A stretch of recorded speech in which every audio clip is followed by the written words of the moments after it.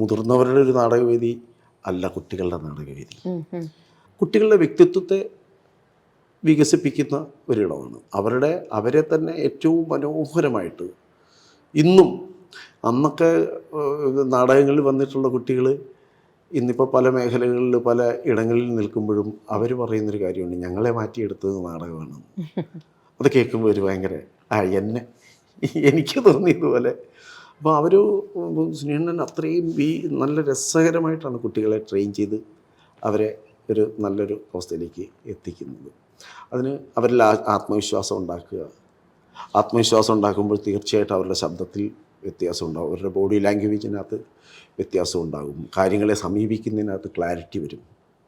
നാടകം കുട്ടികളുടെ നാടകം ശരിക്കും പറഞ്ഞു കഴിഞ്ഞാൽ നമ്മുടെ വിദ്യാഭ്യാസത്തിൻ്റെ ഏറ്റവും പ്രധാനപ്പെട്ടൊരു ഇടമായിട്ട് വളർത്തണം എന്നുള്ളതാണ്. അങ്ങനെ ഒരു സ്കൂൾ നമുക്കുണ്ട് കോട്ടയത്ത്, മേരി റോയുടെ പള്ളിക്കൂടം. അവിടെ ഈ തിയേറ്ററിന് ഭയങ്കര സാധ്യതയാണ്. അപ്പോൾ അതുകൊണ്ട് കുട്ടികളെ എല്ലാവരെയും കമ്പൽസറി ആയിട്ട് നാടകത്തിൻ്റെ ഭാഗമാക്കും. അവരുടെ ഈ ട്രെയിനിങ് പ്രോസസ്സ് വളരെ ഇതാണ്. അപ്പോൾ അത് വളരെ പ്രധാനപ്പെട്ടതാണ്.